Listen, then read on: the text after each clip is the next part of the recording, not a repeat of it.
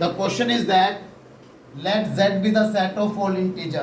Z is the set of all the integers and r be the relation between the z. यानी जितने भी integer उनमें एक relation r है. वो रिलेशन क्या है? We have given relation r is such that r is equal to ab such that a minus b is even. A minus b is even.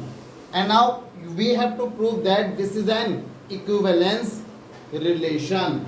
हमें प्रूव करना है ये एक इक्विवेलेंस रिलेशन है. अब इक्विवेलेंस रिलेशन क्या होता है? The relation which is reflexive. Number one reflexive, वो रिलेशन जो रिफ्लेक्सिव होगा. नंबर टू सिमेट्रिक होगा. नंबर थ्री ट्रांजिटिव होगा.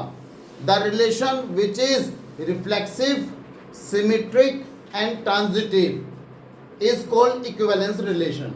ठीक. अब रिफ्लेक्सिव तो समझ में आ गया कि जो रिलेशन रिफ्लेक्सिव होगा, लेकिन रिफ्लेक्सिव रिलेशन कौन सा होगा? ठीक है ना. तो हम सबसे पहले ले लेते हैं यहां पर reflexive relation. Reflexivity number one, reflexivity. Reflexivity लिखिए, let A B any arbitrary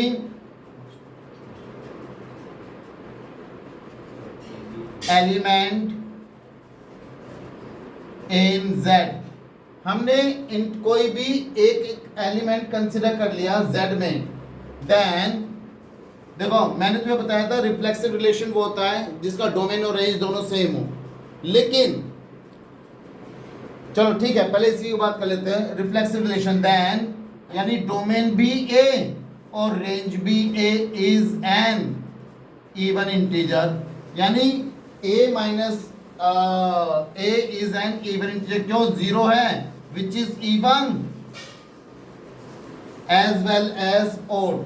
so R is reflexive. A minus A is even. ठीक है ना. डोमेन भी है और उसका रेंज भी है, तो दोनों को माइनस करा, जो निकल कर आया वो भी एक इंटीजर आया. तो वो इंटीजर होना चाहिए, इसलिए हमने कहा this is a reflexive relation. फटाफट लिख लीजिए. Number two symmetric. Symmetric relation. ठीक है ना. सिमेट्रिक रिलेशन हम कहेंगे लेट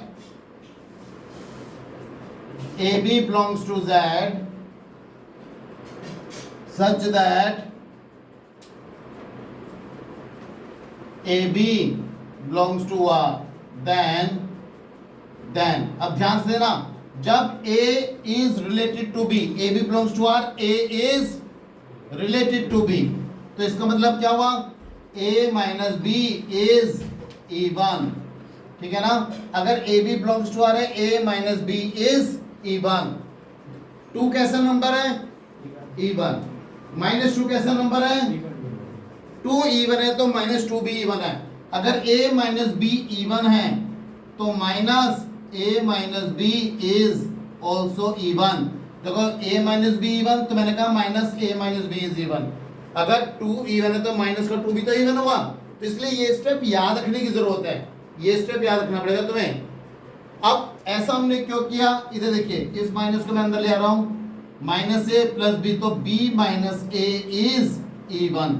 जब ए रिलेटेड टू बी था यानी A B belongs to R, तो ए माइनस बी इवन था.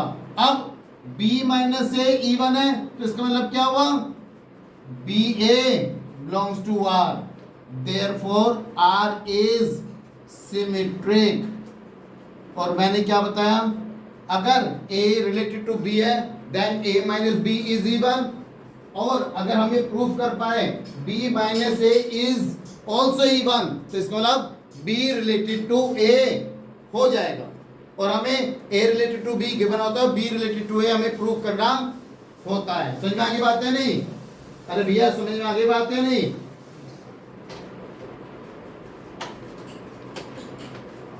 शुरू करें आगे. चले थर्ड वन ट्रांजिटिव. ट्रांजिटिविटी कर लेते हैं हम लोग। हम कहेंगे let A B C belongs to Z such that AB belongs to Z, AB belongs to R, and BC belongs to R. A का B से रिलेशन, B का C से relation. If AB belongs to R, if AB belongs to R, then A minus B is even. Now if BC belongs to R, then B minus C is even. Therefore A minus B even, 2B even, 4B even, 2 plus 4 कितना आया 6, 6B even. अगर A minus B even, B minus C is even, तो A minus B plus B minus C is even. B से B cancel, तो A minus C is even for all value AC belongs to R. समझ में आ गई बात? और हमें A to B, B to C, then A to C prove करना होता है हमें ट्रांजिटिविटी में. Therefore, अब देखिए अभी मैं यहाँ पर क्या बोलूँगा? Therefore, R is reflexive, symmetric and transitive. भाई रिफ्लेक्सिव भी हो गया, सिमेट्रिक भी हो गया, transitive. Therefore, the relation which is reflexive, symmetric and transitive is called equivalence relation. पूछे जो लास्ट में आपने क्या ट्रांजिटिव में वो बात पसंद आ गई. A to B, सबसे पहले मैंने A related to B किया.